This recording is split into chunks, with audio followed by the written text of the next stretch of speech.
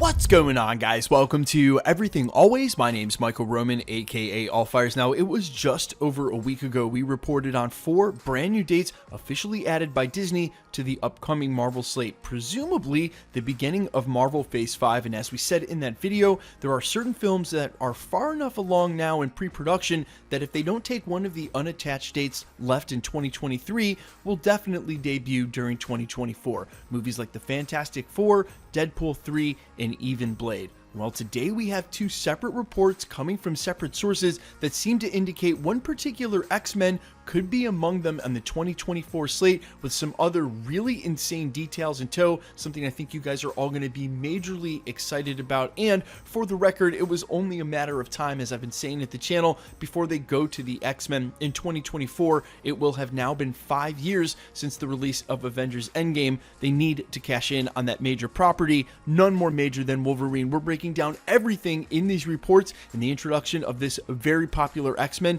into the MCU. But first, if you could maybe consider hitting the subscribe button. We do daily Marvel content here at the channel, and that's all we do. Everything from the anonymous 4chan plot leak and the industry insider reports like we're covering today, all the way to the official trailer breakdowns, Easter eggs, and recaps. We cover it all. So if that sort of thing's for you, maybe consider hitting the subscribe button, leaving a comment down below. If you do, that'll automatically enter you to win all of the giveaways at the channel, which there are many, and if you want, stick around to the end of the video. We'll get into those giveaways again there. So the first Wolverine report we got last week was under the headline Wolverine's MCU movie headed for 2024, his 50th birthday, coming from Geekosity. The editorial ran by friend of the channel, industry insider Mikey Sutton, who went on to report, quote, Wolverine is clawing his way back into the MCU and we may have a date, his 50th birthday. According to insiders, Marvel Studios is planning on launching a Wolverine movie in 2024. If this isn't changed, the Wolverine reboot would fit in Marvel Studios' recent announcement of upcoming theatrical movies. Now quickly, if you follow channels like mine or my channel, you'll remember that initial reports for Wolverine in the MCU actually pegged him for a Disney Plus, possibly anthology series, where we would follow him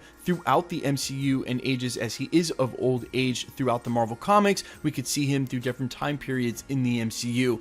However, the reason I bring this up, and I've mentioned it many times, was the seemingly violent nature of Falcon and the Winter Soldier, seeing blood smeared across Walker's shield. There's no blood in the MCU because the films are rated PG-13, and that brings us directly to our next headline, which is again super exciting. Breaking from Giant Freaking Robot last week, exclusive, Kevin Feige wants an R-rated Wolverine movie. They go on to report that creating movies that safely fit into the PG-13 rating may not have chafed when writing Iron Man the way it does for Punisher. However, after doing some digging on Giant Freaking Robot's behalf, one of their trusted and proven industry insider sources has reported that, quote, Kevin Feige wants to do a solo Wolverine movie and he wants it to be rated R. Now, for the sake of thorough reporting, I'm going to talk about the next paragraph in this article, but I'm also going to weigh in myself and mention why I would have happily stopped at just that report, because there's enough to speculate on and talk about officially from Marvel Studios.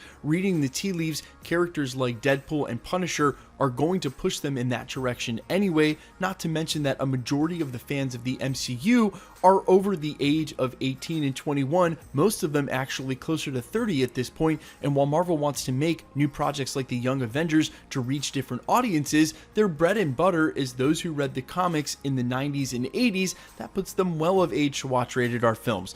The next paragraph goes on to say that, quote, while Disney gave the go-ahead for an R rating with Deadpool 3 and Ryan Reynolds, they wanted to draw the line there and say that's the end of that. Meanwhile, Kevin Feige is hitting a wall with the Marvel Cinematic Universe's PG-13 rating and wants to make more R-rated films in the future. Now, the reason I didn't really want to read this paragraph is because it sort of reads into drama, and this could have easily been reported as Kevin Feige wants R-rated films. Maybe there's some Disney people who don't want that to happen. It just sounds so drama-filled in this paragraph. I've already reported on several times industry insider reports that seem to indicate the same thing, that Marvel knew as they got characters like Deadpool or Wolverine. I mean, let's face it, Logan was rated R, is definitely the best Wolverine movie, probably the best X-Men movie that Fox ever made. The character certainly calls for it. Characters like Punisher, Deadpool, they call for it as well, and there are other violent characters who are going to need to really push the boundaries of PG-13, like Blade, if they're going to be able to stay within the no blood constraints that PG-13 often puts on films. That's where seeing something like the blood smeared on Walker's shield during Falcon and the Winter Soldier actually gave me hope that they could push those boundaries ever so slightly more and more over time, suspecting we'll see something along the lines of that violence in Moon Knight and do what they want on the Disney streaming service, and that would lend itself perfectly to the kind of blood that we're hoping to see, the kind of visceral violence we would want out of a Wolverine show, and bridge really nicely into Daredevil and Punisher shows on Disney Plus as well. But remember, Disney Plus is a family platform, and Kevin Feige may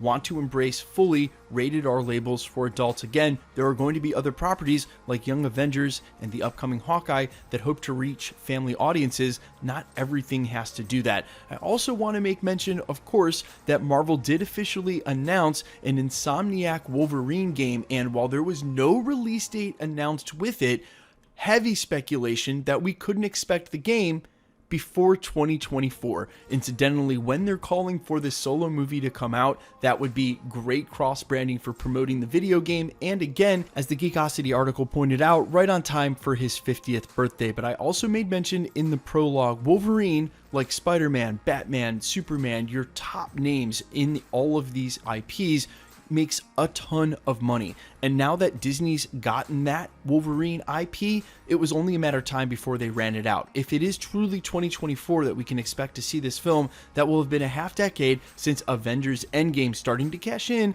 on the X-Men IP sooner than later is probably the plan. And while they didn't show up in Marvel Phase 4, and maybe we won't get a mutant explainer, or maybe we will in the upcoming Eternals, the next phase where we see our first X-Men and Mutant seems like the place for it. That's why I presumed that 2024 would be the beginnings of Marvel Phase 5. Boom, you get your first Mutant, your first X-Men introduced. Definitely feels like a brand new phase to me. But guys, if not 2024, we won't have to wait much longer. That IP is just worth too much money, and now with the announcement of a Marvel Wolverine game, I am more certain than ever that character is headed to the MCU and very soon. While the slate may have already been full with pre-production ideas, we heard from AC Bradley in the interview we did here at the channel, head writer on the What If series, they had started working on that in 2018. So again, while these next couple of years may have already been full, Wolverine is first in line right behind that. Oh, and perfect timing to line him up with Deadpool. Guys, let me know all your thoughts down below on all these reports.